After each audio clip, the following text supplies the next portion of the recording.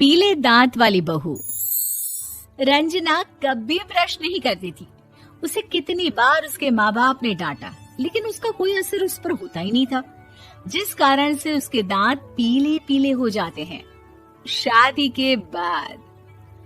अरे बहू, वैसे तो तुझ में कोई कमी नहीं है, पर तेरे दांत इतने पीले कैसे हैं बेटा? कैसे मतलब? कोई सर्जरी थोड़ी ना कराई है। वो तो क्या नाम, मैं ब्रश नहीं करती थी तो पीले हो गए। अब क्या करूं?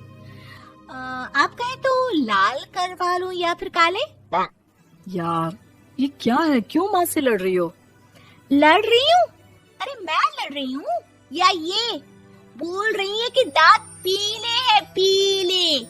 अरे तपस्या थोड़ी ना की है इन्हें पीले करने के लिए।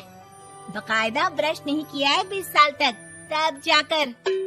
छी, कैसी बात कर रही हो? ये उस वक्त तो पीले नहीं थे जब हम लोग तुम्हें देखने आए थे। अरे तब साफ करवा लिया होगा डेंटिस्ट के पास जाकर। अब देखो कैसे पीले पीले लग रहे हैं। रंजना सास की तरफ गुस्से से देखती है। फिर शुरू हो गई पीले पीले पीले। अरे पीले तो तब भी थे जब मेरे हाथ का रसगुल्ला उड़ा उड़ा कर खा रही थी और बोल रही थी, लड़की नहीं गुणों का खजाना दे रहे भाई साहब। खैर, अब वो लोग करते भी तो क्या करते, पीले दांत वाली बहू पल्ले पड़ी थी तो झेलना तो था ही। एक दिन कीर्तन में रंजना गाना गा रही थी। अरे कमला बहन, माँ का द्वार है, यहाँ तो सब शुद्ध होकर आते हैं, फिर अपनी बहू को ब्रश भी नहीं करवाती तुम। दूर से पीले पीले दांत भक्ति में बाधा उत्पन्न कर रहे हैं। अरे कोई 2 साल के बच्चे थोड़ी ना लेकर आई हूँ मैं बहू बनाकर। अच्छी खासी लड़की है, अरे कैसे करवाऊं ब्रश? ये तो उसे खुद करना चाहिए ना। अब माँ बाप तो इसके जैसे तैसे निपटा दिए, ये नहीं सोचा कि सास कैसे संभालेगी। सास बहू को लेकर घर आ जाती है, लेकिन सोच लेती है कि अब इसे लेकर कहीं नहीं जाएगी। अगले रोज बहू कहती है, अरे क्या हो गया, मंदिर नहीं जाना क्या? कीर्तन का वक्त हो रहा है। मेरी मधुर वाणी से कान्हा जी जागते हैं और सोते हैं। आप तो जानती है ना उनकी भक्ति में कितना मन लगता है मेरा। वो क्या है ना, तबीयत ठीक नहीं लग रही है मेरी, आराम करूंगी मैं। तबीयत ठीक नहीं लग रही? अभी तो मिथुन के गाने पर नाच रही थी आप, और अब बोल रही है कि तबीयत ठीक नहीं लग रही। अरे भक्ति में मन लगा लो सासू माँ, ऊपर जाना है, क्या मुंह दिखाओगी आप? हाँ? सास को बहू की बात पर गुस्सा आ जाता है। मैं क्या मुंह दिखाऊंगी, इसकी चिंता तो ना कर, समझी? अपने मुंह की चिंता कर, जो ये पीले पीले दांत लेकर हर जगह पहुंच जाती है। पता है लोग कितना मजाक बनाते हैं। ना जी ना, मैं नहीं जाना कहीं तेरे साथ। तो ये बात है। कोई ना, मत जाओ, मैं अपने कमरे में ही बैठकर भक्ति कर लूंगी। ऊपर वाला दांत थोड़ी ना देखता है, मन देखता है, भावना देखता है। और अरे बस बस, तू सब कुछ दिखा, बस ये सफेद चमकदार दांत ना दिखाना किसी को, है? जा यहाँ से। बहू को सास की बात का कोई फर्क नहीं पड़ता, वो तो जैसी थी वैसी ही रह जाती है। सुबह नहाकर किचन में खाना बनाना, फिर खाना खाना, कीर्तन भजन करना और सो जाना। एक दिन, माँ जी मैं सहेली के घर जा रही हूँ, शाम को लेट आऊंगी। हाँ हाँ तो जाना, मैंने कौन सा तेरी आरती करनी है घर पर बैठकर।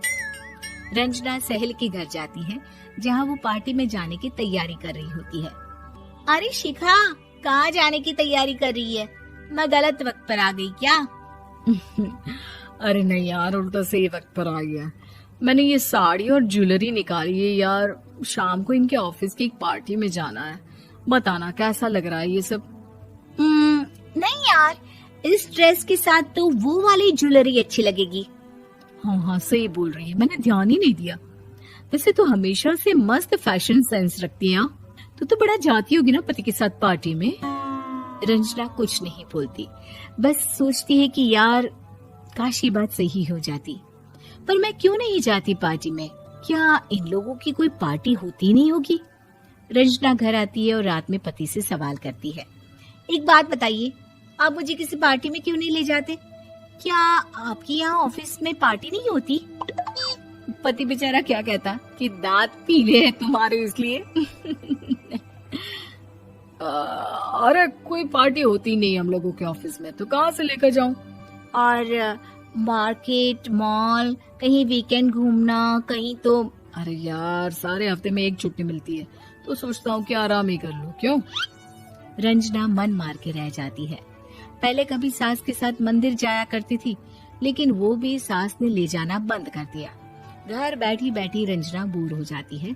तभी उसे आइडिया आता है और वो मायके जाने का सोचती है। सासू माँ, 2 दिनों के लिए मम्मी के घर जा रही हूँ। अच्छा अच्छा ठीक है, आराम से जा। और हाँ, माँ से कुछ अच्छी आदत सीख कर आना कि कैसे शरीर के हर भाग की तरह दांतों की सफाई भी जरूरी होती है, समझी? शुरू हो गई ना आप। वो लोग आपकी तरह नहीं है कि छोटी छोटी बात का बतंगड़ बना दे। उन लोगों के लिए मैं मायने रखती हूँ, ना कि मेरे पीले पीले दांत। रंजना माँ को बिना बताए उन लोगों को सरप्राइज देती है, लेकिन जैसे ही वो दरवाजे पर पहुँचती है, अंदर देखती है कि घर वाले कहीं जा रहे होते हैं। अब माँ, काश रंजना दीदी के दांतों वाली प्रॉब्लम नहीं होती, तो वो भी हम लोगों के साथ चलती ना बुआ जी की बेटी की शादी में। हाँ बेटा, लेकिन अब उसे कौन समझाए कि उसको उसके पीले दांत नहीं दिखते, लेकिन उसके आसपास के लोगों को कितना एम्बैरेसिंग फील कराते हैं। मुझे तो कितनी बार उसके स्कूल की टीचर ने शिकायत की कि उसके साथ कोई लड़की बैठना भी नहीं चाहती, और ना ही कॉलेज में कोई उससे बात करना चाहता था। लेकिन पता नहीं क्यों उसे ये बात समझ में ही नहीं आती। कोई कमी नहीं है उस लड़की में, बस यही कि दांत पीले हैं। वो तो भला हो जीजा जी और उनकी माँ का, जो दीदी को जैसी है वैसे ही रखा हुआ है। रंजना को अपने घर वालों की बात सुनकर बहुत दुख होता है।